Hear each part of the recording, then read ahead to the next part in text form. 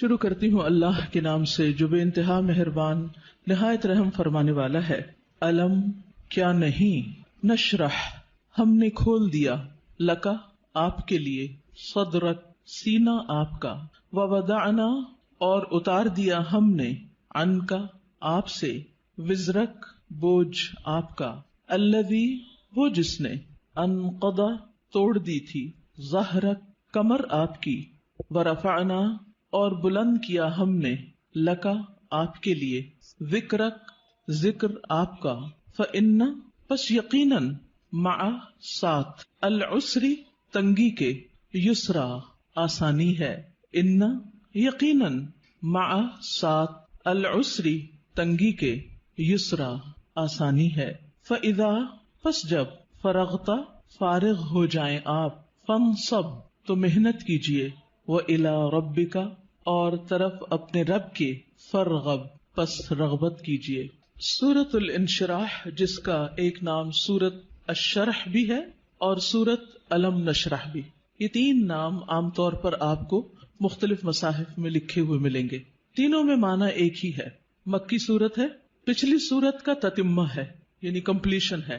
بعض کے خیال میں یہ دونوں ایک ہی سورت ہے، لیکن حقیقت یہ ہے کہ دونوں الگ الگ صورتیں ہیں، سورۃ الضحیٰ اور سورۃ الم نشرح۔ سورۃ الضحیٰ میں بھی رسول اللہ صلی اللہ علیہ وسلم پر اللہ سبحانہ تعالیٰ کے انعامات کا ذکر ہے، اور اس سورت میں بھی آپ صلی اللہ علیہ وسلم پر اللہ سبحانہ تعالیٰ نے جو انعامات کیے، احسانات کیے، ان کا ذکر ہے۔ سورۃ الضحیٰ میں حسی انعامات، ظاہری انعامات، نظر آنے والی چیزیں، ان کا ذکر ہے، اور سورۃ الشرح میں معنوی یا نظر نہ آنے والے لیکن حقیقت میں جو اللہ سبحانہ تعالیٰ کے انعامات ہیں جن کا ذکر آگے آئے گا آج، ان کا ذکر ہے۔ حقیقت یہ ہے کہ کوئی بھی نعمت کسی کو بھی جب ملتی ہے تو اس پر لازم ہوتا ہے کہ وہ اس کا شکر ادا کرے۔ سورۃ الضحیٰ کے آخر میں آپ صلی اللہ علیہ وسلم کو بتا دیا گیا کہ آپ شکر ادا کرنے کے لیے کیا کیا کریں۔ کیا بتایا گیا؟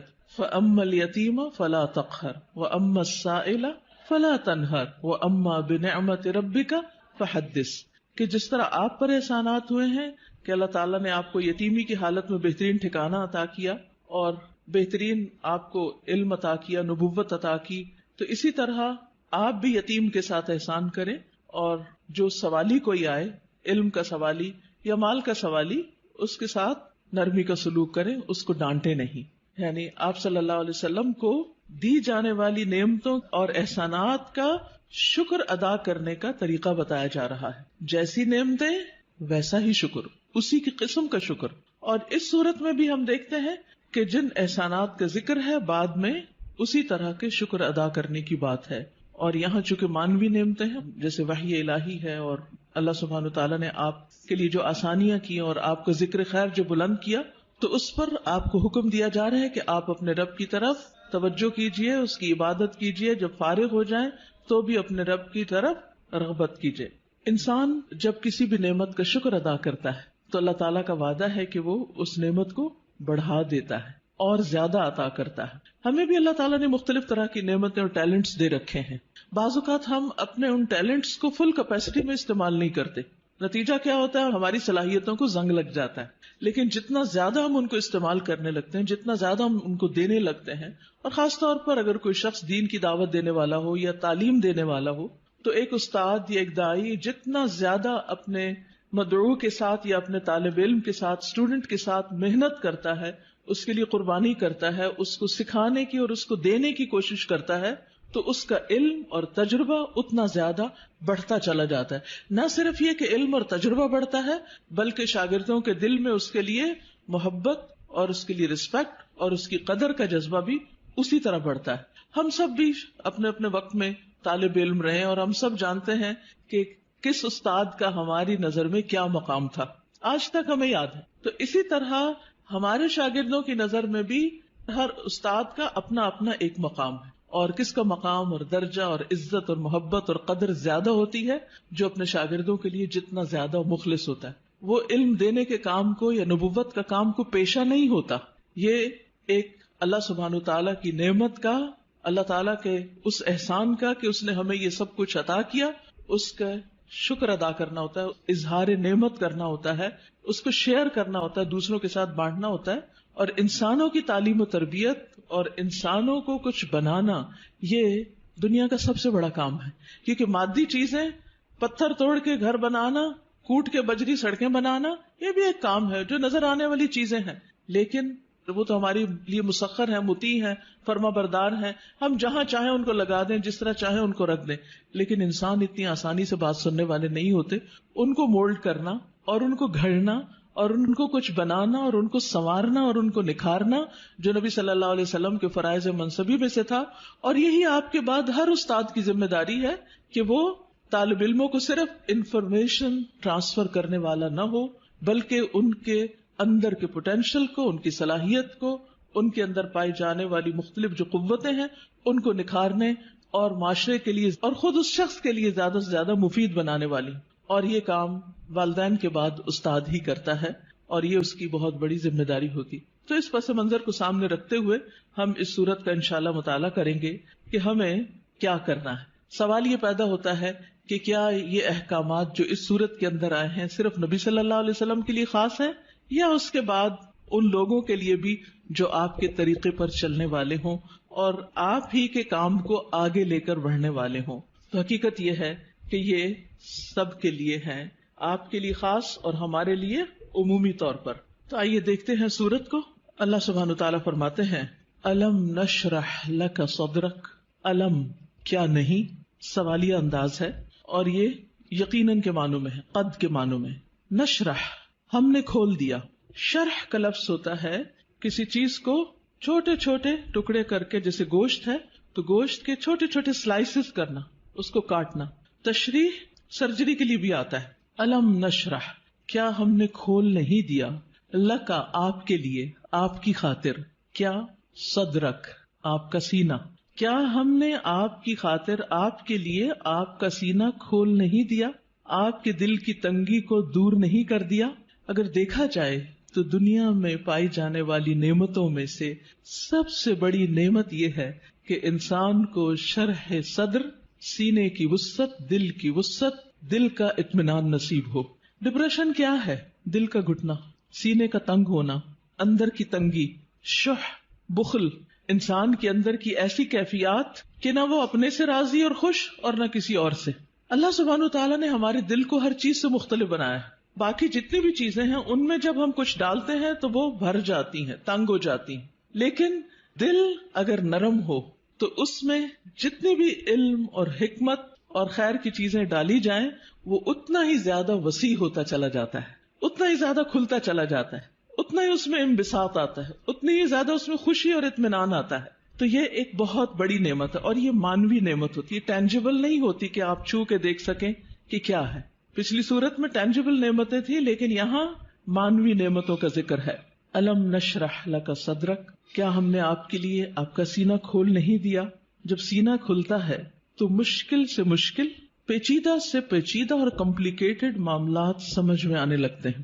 انسان چیزوں کی تہ تک پہنچنے لگتا ہے، اس کو گہرائی نصیب ہوتی ہے، اس میں وزڈم آتی ہے، اس میں ڈیپتھ آتی ہے، اور انسان دور تک سوچنے لگتا ہے. ابراہیم علیہ السلام کا ویژن آپ دیکھیں کہ انہوں نے نبی صلی اللہ علیہ وسلم کے بھیجے جانے کے لیے دعا کی تھی 2500 سال پہلے. وہ کیسے، ان کو یہ ضرورت کیوں محسوس ہو گئی، اور انہوں نے اپنی دعا میں یہ دعا کیوں شامل کی کہ اللہ ان کے اندر سے ایک شخص ایسا اٹھانا جو ان کی تعلیم و تربیت کرے.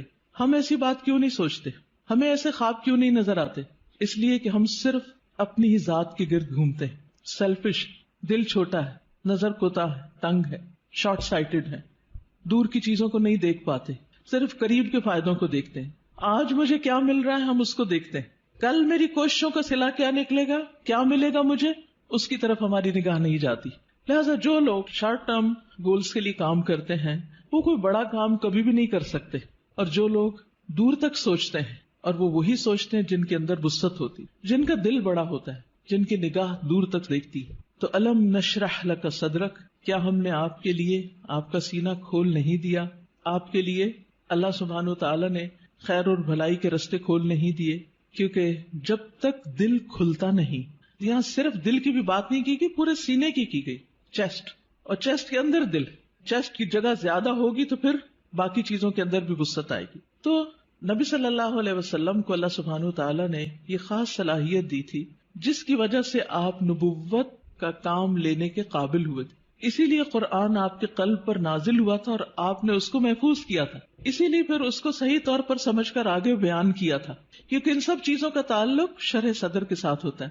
یہی وجہ ہے کہ ہم دیکھتے ہیں کہ موسیٰ علیہ السلام جب اللہ سبحانہ تعالیٰ نے ان سے بات کی، ہم کلام ہوئے اللہ تعالیٰ، اور ان کو اپنے کام کے لیے چن لیا، وَاصْطَنَعْتُكَ لِنَفْسِي، اور اللہ تعالیٰ نے ان کو اپنی رسالات سے نوازا، تو انہوں نے سب سے پہلی دعا کیا مانگی؟ رب اشرح لی صدری ویسر لی امری واحلل عقدۃ من لسانی یفقہوا قولی، کہ اللہ میرا سینہ کھول دے، یہ ساری بات مجھے بھی سمجھ آئے اور دوسروں کو بھی سمجھ آئے، اور میرا کام آسان کر دے، اور میری زبان کی گرہ کھول دے تاکہ لوگ بات سمجھ سکیں، اور مجھے میرے گھر والوں میں سے ایک مددگار میرے بھائی ہارون کو عطا کر. تو بہرحال اللہ سبحانہ تعالیٰ جس کے ساتھ بھلائی کا ارادہ کرتا ہے، من یرد اللہ بہ خیرا یفقہہ فی الدین، اور پھر افمن شرح اللہ صدرہ، کیا بھلا وہ جس کا سینہ اللہ نے کھول دیا، فہو علی نور من ربہ، اور وہ اپنے رب کی طرف سے ایک نور پر ہو. تو جس کا سینہ اللہ تعالیٰ کھول دے، اور خصوصاً جس کو اللہ ہدایت دینا چاہتا ہے، صحیح راستہ دکھانا چاہتا ہے، تو اس کے بارے میں کیا فرمایا؟ من یرد ان یہدیہ یشرح صدرہ للاسلام، جس کو اللہ ہدایت دینا چاہتا ہے اس کا سینہ اسلام کے لیے کھول دیتا ہے، اس کو وسعت عطا کر دیتا ہے، اس کے دل میں پھر اسلام کی محبت پیدا ہو جاتی، وہ اس کے لیے کچھ کرنا چاہتا ہے. اور ساری قربانیاں اس کے بعد ہی ہوتی ہیں جب انسان کا سینہ کھل جاتا ہے. اور پھر آپ دیکھیں کہ سینہ تنگ کب ہوتا ہے، دل تنگ کب ہوتا ہے؟ جب لوگ ہم پہ باتیں کرتے ہیں، جب لوگ ہمیں ہرٹ کرتے ہیں، تو پھر ان کی طرف سے ہمارا دل تنگ ہو جاتا ہے، پھر ہم معاف نہیں کر سکتے، پھر ہم اپنے دل میں حسد اور بغض اور ان چیزوں کو بھر لیتے ہیں، پھر ہم ان لوگوں کے ساتھ خیر اور بھلائی نہیں کر سکتے. لیکن آپ دیکھیے کہ پیغمبروں کو لوگوں نے کون سا لقب ہے جو نہیں دیا، ساحر، کاہن، مجنون، شاعر، نہ جانے کیا کچھ. لیکن کیا انہوں نے ان باتوں کو دل میں رکھا اور لوگوں سے انتقام لیے اور جوابی کارروائیاں کی، یا ان کو معاف کر کے پھر بھی ان کی ہدایت کی دعائیں کرتے رہے؟ جنہوں نے پتھر مارے طائف کے سفر پر، آپ نے ان کے لیے کیا کیا؟ ان کے لیے بھی دعائیں کی. ہر موقع پر، نہ صرف یہ کہ نبی صلی اللہ علیہ وسلم نے، بلکہ باقی پیغمبروں میں. آج بھی جو شخص واقعی سچے دل سے اسلام کی خدمت کرنا چاہتا ہے، یعنی جس کے دل میں اسلام کی خدمت کا جذبہ ہے، اسے لازمی طور پر اپنے دل کی وسعت کے لیے دعا کرنی، اسے اپنے دل کو کھلا کرنا ہوگا، اسے لوگوں کو معاف کرنا ہوگا، اسے لوگوں کی غلطیوں سے درگزر کرنا ہوگا. اس کے علاوہ بعض لوگوں نے اس کا یہ معنی بھی بیان کیا ہے کہ نبی صلی اللہ علیہ وسلم کا شق صدر کیا گیا تھا، آپ کے سینے کو واقعی لٹرلی کھولا گیا تھا 2 مرتبہ، ایک دفعہ بچپن میں اور ایک دفعہ بڑے ہو کر معراج کے موقع پر. اور اس میں کیا ہوا تھا کہ آپ صلی اللہ علیہ وسلم کے پاس جبریل آئے، انہوں نے آپ کا سینہ کھولا، ساتھ ان کے سونے کا پیالہ تھا جس میں زمزم کا پانی تھا، آپ کا دل نکالا گیا اور پھر اسے زمزم کے پانی سے دھویا گیا اور واپس اس میں ایمان اور حکمت بھر کے اندر رکھ دیا گیا. تو لٹرلی بھی آپ کے سینے کو کھول کر آپ کو، یعنی کہ آپ کے دل کو صاف کر دیا گیا، اور اس میں کسی کے لیے کسی طرح کبھی کوئی حسد، بغض اور کوئی بھی چیز باقی نہ رہی. اور آج اسی چیز کی ہم سب کو بھی ضرورت ہے کہ ہمارے دلوں میں کسی کے لیے کوئی نفرت اور کوئی بھی حسد اور بغض نہ ہو، لوگوں کو معاف کرنا جانے اور خوش رہیں، مطمئن رہیں. ایسے ہی دلوں کے اندر ایمان آتا ہے، ایمان بڑھتا ہے، ایمان کی زینت ہوتی ہے، اور پھر ایسے ہی لوگوں کو ہدایت ملتی ہے، حق کی معرفت ملتی ہے. تو الم نشرح لک صدرک، جب سینہ کھلتا ہے تو انسان تقدیر پر بھی راضی ہو جاتا ہے. انسان چھوٹی چھوٹی باتوں کو لے کے بیٹھ نہیں جاتا، انسان اپنے وقت کو ضائع نہیں کرتا، انسان تقدیر پر راضی ہو جاتا ہے. انسان کا پھر عبادت میں دل لگتا ہے، عبادت کی طرف لپکتا ہے، عبادت کی طرف دوڑتا ہے. نماز پھر قرۃ عین لگتی ہے، آنکھوں کی ٹھنڈک لگتی، نماز پھر بوجھ نہیں لگتی. اللہ تعالیٰ کے کسی بھی حکم کو اپنانا مشکل نہیں لگتا، اور یہ صرف اس وقت ہوتا ہے جب انسان کا سینہ کھل جاتا ہے. الم نشرح لک صدرک، اور پھر کوئی بات سمجھنے میں رکاوٹ نہیں آتی. انسان بنا کہے دوسروں کی باتیں سمجھنے لگتا ہے، اسے دوسروں کی ضروریات نظر آنے لگتی ہیں، وہ دوسروں کی کیئر کرنے لگتا ہے. دوسری نعمت جس کا ذکر کیا گیا، وَوَضَعْنَا عَنْكَ وِزْرَكَ، اور ہم نے اٹھا دیا آپ سے، ہٹا دیا آپ سے، وزرک آپ کا بوجھ. وضع عن کا مطلب ہوتا ہے کسی چیز کو اٹھا لینا، اور وزر کہتے ہیں بھاری بوجھ کو. اور وزر قرآن مجید میں گناہ کے معنی میں بھی آتا ہے، ذنب کے معنی میں بھی۔ اب یہاں نبی صلی اللہ علیہ وسلم سے ان کے بوجھ ہٹا دیے گئے، اور یہاں پر آپ دیکھیں سورۃ الضحیٰ میں جو انداز تھا وہ کیا تھا کہ الم یجد کا یتیمن، سیکنڈ پرسن، الم یجد کا یتیمن، کیا اس نے آپ کو یتیم نہ پایا، فآوا ووجدک ضالا فہدی ووجدک عائلا فاغنی۔ لیکن یہاں زیادہ پرسنل انداز ہے، ووضعنا عنک وزرک، ہم نے آپ کا بھاری بوجھ آپ سے ہٹا دیا۔ اس بوجھ سے مراد کیا ہے؟ اس کے کئی معنی لیے گئے ہیں۔ نمبر ایک یہ کہ آپ کے دل پر نبوت سے پہلے جو ایک خاص بوجھ تھا، آپ کے ذہن میں کچھ سوالات تھے جن کا آپ جواب چاہتے تھے، آپ زندگی میں کچھ کرنا چاہتے تھے۔ آپ صلی اللہ علیہ وسلم اسی لیے شہر کو چھوڑ کر پہاڑ پر چلے جاتے، ہرا میں چلے جاتے تھے۔ تو جب اللہ سبحانہ وتعالیٰ نے آپ کو قرآن دیا، نبوت دی، تو آپ کے سوالوں کے جواب آپ کو ملنے لگے اور آپ کے بوجھ آپ سے دور ہو گئے۔ اسی طرح یہ معنی بھی کیا جاتا ہے کہ آپ صلی اللہ علیہ وسلم پر جو وحی کے نازل ہونے کے بعد ایک خاص کیفیت طاری ہو گئی تھی، آپ کے اندر ایک خوف کی کیفیت تھی، آپ واپس گئے اور آپ اپنی بیوی سے کہنے لگے کہ آپ مجھے کمبل اڑا دیں، چادر اڑا دیں، اور پھر حضرت خدیجہ جو تھی انہوں نے آپ کی کیئر کی، آپ کا خیال رکھا، آپ کو اللہ تعالیٰ نے بہترین مددگار دیے، آپ کے پیغام پر سب سے پہلے حضرت خدیجہ ہی ایمان لے آئیں، پھر اسی طرح حضرت ابو بکر جو آپ کے دلی دوست تھے وہ آپ پر ایمان لے آئے۔ تو یہ جو وحی کی کیفیت تھی اور یہ جو فرشتے کو دیکھ کر آپ پر ایک خوف اور ایک بوجھ پڑ گیا اور آپ پر ایک پریشانی آ گئی، اور پھر کچھ عرصے کے لیے جیسے وحی کا سلسلہ منقطع بھی ہوا، اس میں بھی آپ پر پریشانی آئی، تو اللہ سبحانہ تعالیٰ نے وہ سارے بوجھ آپ سے ہٹا دیے، وہ پریشانیاں آپ کی دور کر دی۔ اسی طرح یہ معنی بھی کیا جاتا ہے کہ نبوت سے پہلے کے 40 سال جو آپ کے اللہ تعالیٰ کی عبادت میں نہیں گزرے تھے، جس کا آپ کو ملال تھا، تو وہ کیفیت بھی آپ سے دور کر دی گئی۔ پھر اسی طرح یہ معنی بھی کیا گیا ہے کہ خلاف اولا جو کام آپ سے ہوئے، خلاف اولا کا مطلب یہ ہوتا ہے کہ پیغمبر کا درجہ اور مقام بہت بڑا ہوتا ہے، جیسے ایک مقولہ ہے نا کہ حسنات الابرار سیئات المقربین، جو نیک لوگوں کی نیکیاں ہوتی ہیں وہ مقربین کے غلطیاں شمار ہوتی ہیں، یعنی جو اللہ کے خاص اور مقرب بندے ہوتے ہیں ان کے لیے سٹینڈرڈ بہت ہائی ہے کہ ان کا اخلاق بھی عظیم ترین ہو اور ان سے چھوٹا سا بھی کوئی قصور کوتاہی کمی بیشی نہ ہو۔ لیکن نبی صلی اللہ علیہ وسلم انسان بھی تھے، جیسے عبس وتولی میں آیا کہ ایک شخص آپ کے پاس آیا کچھ پوچھنے کے لیے، آپ نے تھوڑی سی اس سے بے رخی برتی، تو یہ بے رخی کیا تھی؟ یہ اللہ سبحانہ وتعالیٰ کی نگاہ میں ایک قصور تھا آپ کا، تو وزر کا معنی قصور بھی کیا گیا ہے، تو اللہ تعالیٰ نے وہ بھی آپ کا اگلے پچھلے سب قصور معاف کر دیے اور آپ کے بوجھ آپ سے ہٹا دیے۔ وَوَضَعْنَا عَنْكَ وِزْرَكَ الَّذِي أَنْقَضَ ظَهْرَكَ، وہ جس نے آپ کی کمر توڑ دی، یعنی آپ کو جس کا بہت زیادہ بوجھ محسوس ہوتا تھا۔ نقیض ہوتا ہے کسی چیز کو اس طرح توڑنا کہ اس میں سے کڑکڑانے کی آواز ہو، یعنی کڑکڑاہٹ، جیسے چارپائی کے اوپر اگر زیادہ لوگ بیٹھ جائیں تو کیا ہوتا ہے، یا کبھی کرسی کے اوپر کوئی بھاری شخص بیٹھ جائے تو اس کے اندر سے جو آواز نکلتی ہے نا، تو وہ کیا کہلاتی ہے؟ نقیض کہلاتی ہے۔ تو انقض ظہرک، یعنی جس نے آپ کی پیٹھ کو بوجھل کر دیا تھا، آپ کے اوپر ایسی ذمہ داری آ پڑی تھی کہ آپ اس کی وجہ سے بہت دبے ہوئے یا آپ بہت اس کی وجہ سے بوجھل محسوس کر رہے تھے، تو اللہ سبحانہ تعالیٰ نے وہ بھی آپ سے دور کر دیا۔ وَرَفَعْنَا لَكَ ذِكْرَكَ، اور آپ کا ذکر خیر بلند کر دیا، یعنی آپ کو شہرت عطا کی، آپ کو بلندی عطا کی، نہ صرف یہ کہ آپ کو بلکہ آپ کے ذکر کو، یعنی آپ کے نام کو، آپ کے مقام کو، آپ کے درجے کو بہت بلندی ملی۔ اور اس کے لیے ایک حدیث میں آتا ہے کہ نبی صلی اللہ علیہ وسلم نے فرمایا کہ جبریل علیہ السلام میرے پاس آئے اور کہا کہ آپ کا رب کریم پوچھتا ہے کہ آپ کیا جانتے ہیں کہ میں نے آپ کے ذکر کو کس طرح بلند کیا ہے؟ رفعنا لک ذکرک کیسے ہوا؟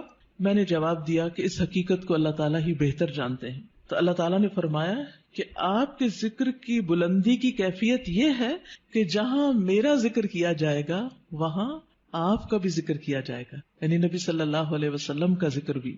اب اسی لیے ہم دیکھتے ہیں کہ جب ایک شخص مسلمان ہوتا ہے تو کیا پڑھتا ہے؟ لا الہ الا اللہ اور محمد الرسول اللہ، یعنی اسلام میں انٹر ہونے کے لیے جو کلمہ پڑھا جاتا ہے.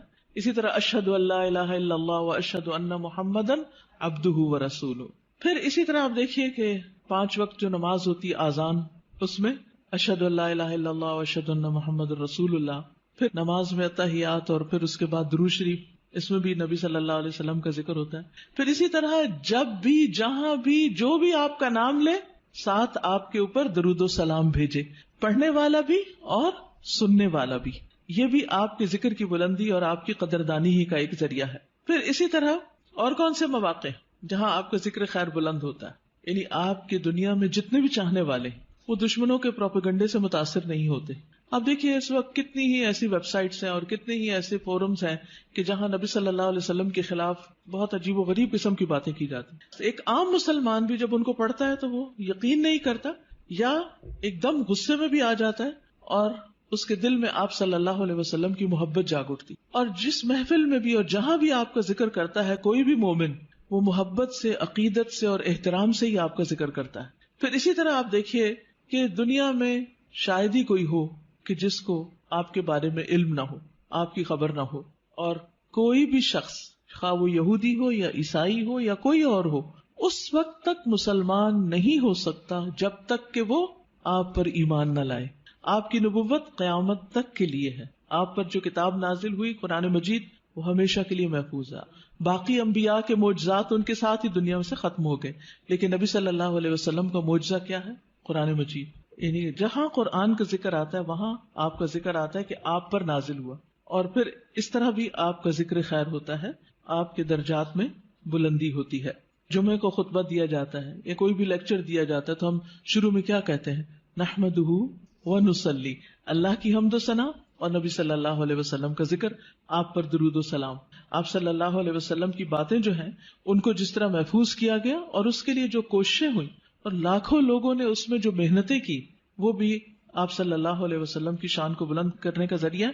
کیونکہ آپ کا کلام باقی لوگوں کے کلام سے بہت مختلف، یعنی آپ کی جو گفتگو تھی، آپ کی جو احادیث ہیں، اوتی تو جوامع الکلم، اور اسی طرح کچھ اور بھی خصوصیات، یعنی اس پر کتابیں بھی لکھی گئی ہیں کہ نبی صلی اللہ علیہ وسلم کے خاص خصائص کیا تھے جس کی وجہ سے آپ کا درجہ باقیوں کے مقابلے میں بلند ہے. وَرَفَعْنَا لَكَ ذِكْرَكَ، اب کرنا کیا چاہیے؟ فَإِنَّ مَعَ الْعُسْرِ يُسْرًا، آپ کو تسلی دی جا رہی کہ یقیناً تنگی کے ساتھ آسانی بھی ہے. تنگی کیا تھی؟ یعنی آپ صلی اللہ علیہ وسلم جب نبوت کا کام کرتے تھے، یعنی لوگوں کو اسلام کی طرف بلاتے تھے، تو لوگ آپ کی بات نہیں مانتے تھے. خصوصاً مکہ میں، یہ سورت مکی ہے، مکہ میں آپ کی بہت مخالفت ہوتی تھی. تو اس میں آپ دیکھیے کہ نبی صلی اللہ علیہ وسلم کو تسلی دی جا رہی ہے کہ عسر کے ساتھ یسر بھی ہے، ساتھ ہی ہے. یعنی جہاں تنگی ہے وہیں آسانی بھی ہے. یہ نہیں کہا کہ تنگی کے بعد آسانی ہے، بلکہ جہاں مشکل ہوگی وہاں آسانی بھی ہوگی. یعنی جب آپ لوگوں کو اسلام کی بات بتائیں گے تو کچھ لوگ انکار کریں گے، لیکن اس کے ساتھ ساتھ کچھ لوگ اس دعوت کو قبول بھی کریں گے. وہ آپ کے ساتھی بنتے چلے جائیں گے، آپ کے مددگار ہوں گے، آپ کے سپورٹرز ہوں گے، آپ کے ساتھ بڑے بڑے کام کریں گے مل کر. تو یہ آپ کے لیے آنکھوں کی ٹھنڈک ہوں گے، آپ کے لیے خوشی کا سبب ہوں گے. لیکن یہ خوشی کب نصیب ہو سکتی ہے؟ جب آگے بڑھ کر آپ ان کو اسلام کی طرف بلائیں گے اور ان کو دین کی تعلیم دیں گے. تو آپ دیکھیے کہ نبی صلی اللہ علیہ وسلم کے لیے بھی اس میں سبق ہے اور ہم سب کے لیے بھی. فَإِنَّ مَعَ الْعُسْرِ يُسْرًا، اور پھر إِنَّ مَعَ الْعُسْرِ يُسْرًا، تکرار ہے، یقیناً تنگی کے ساتھ آسانی. اس میں آپ دیکھیے دونوں لفظ جو ہیں ان میں ایک کے ساتھ ال آیا ہے اور ایک تنوین کے ساتھ آیا. ال جو ہے جب کسی لفظ پر آ جاتا ہے تو وہ لفظ کیا ہو جاتا ہے؟ خاص، پراپر ناؤن ہو جاتا ہے، یعنی کسی خاص چیز کی طرف اشارہ ہے. لہذا دونوں دفعہ العسر ہے، ان دونوں کا مطلب ایک ہی ہے. لیکن یسرا، یسر کیا ہے؟ یسرن اسم نکرہ، نکرہ میں کیا پایا جاتا ہے؟ میں کئی دن سے اب یہ لفظ دہرا رہی ہوں، کیا پایا جاتا ہے؟ تفخیم. تفخیم، تفخیم کیا ہوتا ہے؟ فخامہ کیا ہوتا ہے؟ کسی چیز کو بڑا کرنا. تو یسر کیا ہے؟ یسر زیادہ ہے، تنگی کا موقع کم ہے. آپ دیکھیے کہ عموماً کیا ہوتا ہے، کوئی بھی کسی بھی چیز میں جب ہم تنگ ہوتے ہیں یا مشکل وقت ہوتا ہے یا ہم بیمار ہوتے ہیں یا کچھ، تو وہ مواقع یا اوقات کم ہوتے ہیں، لیکن عام طور پر جو ایک طرح سے نارمل حالات ہیں وہ زیادہ ہوتے ہیں. کہیں چوٹ لگتی ہے، درد ہوتی ہے، کہ خون بہتا ہے، کچھ ہوتا ہے تو تھوڑی دیر کے لیے ہوتا ہے، پھر اس کے بعد آہستہ آہستہ ٹھیک ہو جاتا ہے، چلی جاتی ہے وہ تکلیف. تو فَإِنَّ مَعَ الْعُسْرِ يُسْرًا، إِنَّ مَعَ الْعُسْرِ يُسْرًا. اور اس میں آپ دیکھیے کہ درمیان والا جو عسر ہے اس کے دونوں طرف یسر کا لفظ ہے. تو اسی لیے کہا گیا کہ 2 یسر جہاں اکٹھے ہو جائیں اسر ان پہ غالب نہیں آ سکتا. یعنی آسانیاں 2 ہیں، تنگی 1 ہے، تو 2 جو ہے وہ 1 پہ بھاری ہوں گے. تو تنگی سے آپ نہ گھبرائیں، مشکلات سے آپ نہ گھبرائیں. اور ویسے بھی اللہ سبحانہ وتعالیٰ مشکلات کے بعد آسانی کرتے ہیں. سیجعل اللہ بعد عسر یسرا. لیکن یہ کب ہوگا؟ یہ آسانیاں کب ہوں گی؟ یہ آسانی اس وقت ہوگی جب آپ ایک کے بعد ایک کام کیے چلے جائیں گے، محنت کریں گے. جب تک انسان مشکل میں نہیں پڑتا آسانی نہیں ہوتی. اگر کوئی یہ کہے کہ آسانی کے ساتھ آسانی ہو جائے تو یہ فطرت کا قاعدہ ہی نہیں. مشکل کے ساتھ آسانی. لہذا جو شخص زندگی میں آسانی چاہتا ہے اسے کیا کرنا ہوگا؟ مشکلوں سے گزرنا ہوگا. جو مشکلوں سے گزرتے چلے جاتے ہیں وہ بہادر ہو جاتے ہیں. اگر آپ روز ایکسرسائز کرتے ہیں تو پھر ایک وقت آتا ہے کہ وہ ایکسرسائز بھی آپ کو نہیں تھکاتی اور بڑے سے بڑا بھاری کام وہ بھی آپ کو نہیں تھکاتا کیونکہ آپ کا اسٹیمنا بلڈ ہو چکا ہوتا. لیکن اگر آپ سستی کے مارے لیٹے رہیں، سوئے رہیں، کوئی کام نہ کرے تو کیا ہوگا؟ کیا ہوگا نتیجہ؟ آپ کچھ بھی زیادہ نہیں کر سکیں گے، کولیپس کر جائیں گے، آپ کے مسل ڈیڈ ہو جائیں گے، آپ کوئی بھاری کام نہیں کر سکیں گے. لیکن آپ دیکھیے کہ ایک شخص جس نے بچپن سے بہت مشکلات دیکھی ہوں، بڑے ہو کر اس کا حوصلہ اتنا بلند ہوتا ہے کہ بڑی بڑی باتیں اس کے نزدیک کچھ بھی نہیں ہوتی. وہ کہتے ہیں یہ بھی کوئی بات ہے. لیکن ایک شخص جس کی زندگی بہت آسانیوں میں گزری، اس نے کوئی تنگی کا وقت نہ دیکھا ہو تو وہ چھوٹی سی مشکل سے بھی بہت زیادہ گھبرا جاتا ہے، اس کا مقابلہ نہیں کر سکتا. اسی طرح جو لوگ اپنا ذہن استعمال کرتے رہتے ہیں، اپنا دماغ استعمال کرتے رہتے ہیں، مثلا میتھمیٹکس ہے یا کوئی بھی سبجیکٹ ہے، آپ اس کو پڑھتے رہیں کرتے رہیں وہ اتنا آسان ہو جاتا ہے کہ پھر آپ کی ٹپس پر آ جاتا ہے، اتنی ہی آپ کے اندر تیزی آ جاتی. لیکن اگر آپ کسی بھی سبجیکٹ کو پڑھنا ہی چھوڑ دیں، پڑھانا ہی چھوڑ دیں، چاہے آپ اس کے ماسٹر ہی کیوں نہ ہو، یا جس سبجیکٹ میں آپ نے ماسٹرز کیا ہو اس میں بھی آپ زیرو ہو جاتے ہیں، کچھ بھی یاد نہیں ہوتا کیونکہ آپ نے اس کو پڑھا نہیں، اس کے لیے تکلیف نہیں اٹھائی. جب اٹھا رہے تھے، جب آپ اسے بہت آگے تھے. تو کوئی بھی چیز زندگی میں تنگی کے ساتھ ہی آسانی کی طرف جاتی ہے، آسانی کے ساتھ آسانی نہیں. اور اس میں آپ دیکھیے کہ مثلا مختلف تکلیفیں انسان پر جب آتی، مثلا بیماری ایک تنگی کی حالت ہے، اس میں آسانی کیا ہوتی؟ کیا کیا آسانیاں ہو جاتی بیماری میں؟ نماز چھوٹی ہو جاتی ہے، لیٹ کے پڑھتے ہیں، تیمم کر لیتے ہیں. کتنے لوگ آپ کا خیال رکھتے ہیں، وہ جو آپ کو دنوں تک نہیں پوچھتے وہ آپ کا حال پوچھنے آ جاتے ہیں، آپ کی عادت کرنے آ جاتے ہیں، آپ سے ملاقات کرنے آ جاتے ہیں. اور کیا ہوتا ہے؟ دعائیں آپ کی بھی قبول ہوتی ہیں اور دوسرے آپ کے لیے دعائیں کرنے لگتے ہیں. وہ آپ کو جو دعا میں یاد نہیں تھے آپ ان کی دعاؤں میں آ جاتے ہیں اور اتنی زیادہ پھر دعائیں کرتے ہیں. بچہ بیمار ہو جائے تو ماں کی دعاؤں کا حال دیکھیں، ماں بیمار ہو جائے تو بچے کی دعاؤں کا حال دیکھیں. تو یہ ساری آسانیاں کس کے ساتھ ہیں؟ اس ایک بیماری کی مشکل کے ساتھ. ریسٹ بھی ملتا ہے انسان کو، ساری ذمہ داریاں کاموں کو انسان چھوڑ کے سویا رہتا ہے. جو عام طور پر آپ کو سونے کا وقت نہیں ملتا. جو نارمل روٹین میں آپ کام کاج کر رہے ہوتے ہیں وہ ثواب بھی آپ کو ساتھ ساتھ مل رہا ہوتا ہے. فَإِنَّ مَعَ الْعُسْرِ يُسْرًا، إِنَّ مَعَ الْعُسْرِ يُسْرًا. اب کرنے کا کام کیا ہے؟ یسر کب ہوگی؟ فَإِذَا فَرَغْتَ فَانْصَبْ. جب آپ فارغ ہوں تو کیا کریں؟ محنت کریں. یہ عجب کانسیپٹ ہے. ہم جب فارغ ہوتے ہیں، ٹرم ختم ہوتی ہے، سیشن ختم ہوتا ہے تو پھر ہم ہالیڈیز کرتے ہیں، آرام کرتے ہیں، ریلیکس کرتے ہیں، کام کاج چھوڑ دیتے ہیں، سوئے رہتے ہیں. سنڈے کا دن کیسے گزارتے؟ کام کم کرتے ہیں. نبی صلی اللہ علیہ وسلم کو کیا حکم دیا گیا؟ فَإِذَا فَرَغْتَ فَانْصَبْ. جب آپ ایک کام سے فارغ ہو جائیں تو دوسرے میں آ جائیں. مثلا اگر آپ جہاد کے کام سے فارغ ہوئے، تعلیم کے کام سے فارغ ہوئے تو اللہ کے ذکر اور نماز اور تہجد کی طرف. آپ دیکھیے کہ سارا دن آپ کے کام ہوتے تھے اور پھر رات ہوتی تھی تو آپ عبادت میں کھڑے ہو جاتے تھے، لیکن اسی سے تو آپ کے درجے بلند ہوئے کہ آپ کو مقام محمود ملا. تو جو شخص محنت کرتا ہے اسی کو بلندیاں ملتی. اور یہی سبق ہم سب کے لیے ہے کہ کام کے بعد آرام نہیں، کام کے بعد کام اور پھر کام اور پھر کام. بس کام کی شکل بدل جائے گی، وہی ریلیکسیشن ہے. کیونکہ جب آپ ایک کام کر کر کے تھکتے ہیں نا تو دوسرا کام شروع کر دیتے ہیں. تو آپ کیا کرتے ہیں؟ اس پہلے کام کی تھکاوٹ سے نکل آتے ہیں اور دوسرے کام کی تھکاوٹ جب دوسرے سے تھکتے ہیں تو آپ پھر ایک اور کام شروع کر دیتے ہیں. تو وہ جو بدل بدل کے آپ کام کرتے رہتے ہیں اس میں آپ کے لیے آسانی ہو جاتی ہے. فن سب کا ایک مطلب نصب کرنا بھی ہوتا ہے. نصب کا مطلب گاڑنا بھی ہوتا ہے، یعنی جب آپ باقی کاموں سے فارغ ہو جائیں تو پھر اللہ کی عبادت کے لیے کھڑے ہو جائیں. آپ کتنا قیام کرتے تھے، کتنا کھڑے ہوتے تھے، پاؤں سوج جاتے تھے. جب آپ کو کہا گیا کہ آپ کے تو اگلے پچھلے سارے گناہ معاف ہو گئے ہیں تو آپ نے کیا فرمایا؟ افلا اکون عبدا شکورا، کیا میں اللہ کا شکر گزار بندہ نہ بنوں؟ ہم شکر کیسے ادا کرتے ہیں؟ صرف زبانی کلامی. کیا کسی نعمت کے ملنے پر ہم پہلے سے زیادہ اللہ کی طرف راغب ہوتے ہیں؟ کوئی بھی نعمت، دین کی، دنیا کی. اور فن سب اس محنت کو کہتے ہیں جو انسان کو تھکا دے، تھکا دینے والی محنت. فارغ ہوں تو تھکا دینے والی محنت کریں. اسی لیے آپ دیکھیں کہ ویسٹ میں کیا کانسیپٹ ہے، لوگ سارے دن کے کام کے بعد سیدھا کہاں جاتے ہیں؟ جم جاتے ہیں اور جم جا کے کیا کرتے ہیں؟ ورک آؤٹ کرتے ہیں، وہ پسینہ بہنے لگتا ہے، اور ہم کہاں جاتے ہیں؟ بستر پہ جاتے ہیں، کھانے پہ جاتے ہیں، کام کے بعد کام، سخت محنت. اب دیکھیے فَإِذَا فَرَغْتَ فَانْصَبْ، اسے کس نے لے لیا؟ جو آج دنیا میں ترقی کر گئے، اور ہم جو الٹے چل رہے ہیں پیچھے ہی جا رہے ہیں. الٹا چلنے والے پیچھے جاتے ہیں. ہم نے اس قرآن کو سمجھا ہی نہیں اور اس کے مطابق عمل کیا ہی نہیں. وَإِلَىٰ رَبِّكَ فَارْغَب، صرف ورک آؤٹ کر کے تھکنا مراد نہیں ہے، بلکہ اپنے رب کی طرف رغبت کرنا ہے، اپنے رب کی طرف رجوع کی. اب دیکھیے کہ انسان جس سے محبت کرتا ہے نا، تو جب انسان تھک جاتا ہے نا، تو پھر اس کا کیا دل چاہتا ہے؟ اب اس سے بات کرے، اب اس سے ملاقات کرے. تو جو اللہ سے محبت کرتا ہے وہ دنیا کے کام کاج سے جب تھکتا ہے تو نماز کی طرف راغب ہوتا ہے، تاکہ اللہ سے بات کرے، اللہ کا ذکر کرے، اللہ کو یاد کرے. نبی صلی اللہ علیہ وسلم نے حضرت فاطمہ کو کیا سکھایا تھا؟ سارے دن کے کام کار کر کے تھک جاتی تھی، خادم دیا یا کچھ اور؟ تسبیحات. یہ تسبیحات پڑھ لیا کرو، تھکاوٹ دور ہو جائے گی. اور واقعی آپ بھی پڑھ کے دیکھیے، اِلَىٰ رَبِّكَ فَارْغَب، تھکاوٹ دور ہو جائے گی، انسان بالکل ریلیکس ہو جاتا ہے. جب انسان اور کام کر کر کے تھک جاتا ہے نا، تو میں تو ہمیشہ سمجھتی ہوں کہ نماز ریلیکس کرنے کے لیے آتی، ذکر بھی ہو رہا ہوتا ہے، ایکسرسائز بھی ہو رہی ہوتی.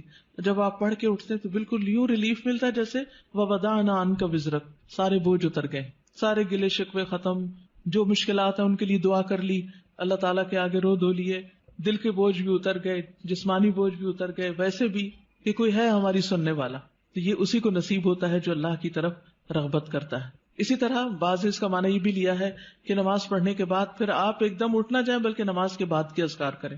اسی طرح دنیا کے کاموں کے بعد عبادت کریں، عبادت کے بعد دنیا کے کام کریں، یعنی ایک کام کے بعد دوسرا کام. اس طرح ایک بیلنس ہوتا ہے، کیونکہ بہت سے لوگ جو دین کی دعوت دیتے ہیں بس وہ پڑھنے پڑھانے میں لگے رہتے ہیں، عبادت سے غافل ہو جاتے ہیں.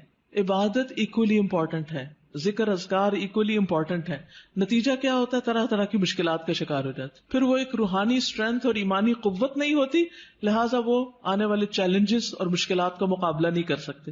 وہ جو بڑے جذبوں کے ساتھ ایک کام شروع ہوتا ہے وہ کیا ہوتا ہے؟ نیچے بیٹھ جاتا ہے اور انسان پیچھے ہٹنے لگتا ہے. تو اس لیے بہت ضروری ہے کہ انسان دنیا کا کام اور اس کے ساتھ ساتھ عبادت کا کام، دین کی تبلیغ کا کام اور اس کے ساتھ ساتھ اللہ کا ذکر اور عبادت، یہ پرفیکٹ بیلنس قائم کر دیتا ہے. ورنہ نبی صلی اللہ علیہ وسلم نے فرمایا، یا ابن آدم، اے آدم کے بچے، تفرغ لعبادتی، اللہ سبحانہ وتعالیٰ فرماتے ہیں اے آدم کی اولاد، میری عبادت کے لیے فارغ ہو، وقت نکالو. املا قلبک غنا، میں تمہارے دل کو غنا، بے نیازی سے بھر دوں گا، دل کو راحت دے دوں گا. واملا یدیک رزقا، اور تیرے دونوں ہاتھ رزق سے بھر دوں گا، رزق دوں گا تمہیں. یا ابن آدم، اے آدم کے بیٹے، لا تبعد منی، مجھ سے دور نہ ہونا، عبادت سے منہ نہیں موڑنا. فاملا قلبک فقرا، ورنہ تیرے دل کو محتاجی سے بھر دوں گا. ہر وقت تمہیں غم پریشانی لگی رہے گی کہ میرے پاس کچھ نہیں، میری یہ بھی ضرورت ہے، یہ بھی، اس چیز کا کیا ہوگا، اس کام کا کیا ہوگا، یہ ضرورت کہاں سے پوری ہوگی. فکر فکر فکر. واملا یدیک شغلا، اور تیرے دونوں ہاتھ کام سے بھر دوں گا، تجھے کاموں سے فرصت نہیں ملے گی اور تیرے دل کو پریشانی سے نجات نہیں ملے گی. کیوں؟ اس لیے کہ تو عبادت کے لیے وقت نہیں نکالتا. تو ہم سب کو پریشانی اور سخت مصروفیت سے بچنے کے لیے اپنی عبادت کے لیے وقت نکالنا لازم ہے. اور اس میں آپ دیکھیے خاص طور پر فجر کے وقت نماز، اذکار، قرآن کی تلاوت، دن کا آغاز اللہ کی عبادت سے ہو، کیونکہ اگر اس میں اللہ کی عبادت کا عنصر شامل نہیں تو پھر انسان تکلیفات سے نجات نہیں پا سکتا. کچھ لوگ جب ان کو دنیا میں مشکلات آتی ہیں تو اللہ سے اور دور ہو جاتے ہیں، کچھ لوگ اللہ کی طرف راغب ہوتے ہیں. اب کل ہی کسی نے مجھے فون کیا کہ میرا ایک بھائی ہے، حافظ قرآن ہے، لیکن دین سے دور ہو گیا ہے کیونکہ اس کو کوئی جاب نہیں ملی، اس کو بیماری لاحق ہو گئی وغیرہ وغیرہ. اب نمازوں میں بھی کوتاہی ہے اور قرآن بھی نہیں پڑھتا. میں نے کہا اس کا حل صرف یہی ہے کہ وہ ان دو چیزوں کی پابندی شروع کرے، ساری مشکلات دور ہو جائیں گی. اور دوسرا بھائی کہتے ہیں اس کو بھی پریشانی آئی تھی لیکن وہ اور زیادہ اللہ کی طرف راغب ہو گئے، جاب بھی اچھی مل گئی اور ویسے بھی خوشحال مطمئن ہے، زندگی بھی ٹھیک گزر رہی. یہ جو زندگی میں پریشانیاں آتی اس لیے ہے کہ اللہ تعالیٰ کیا چاہتا ہے کہ بندے تھوڑا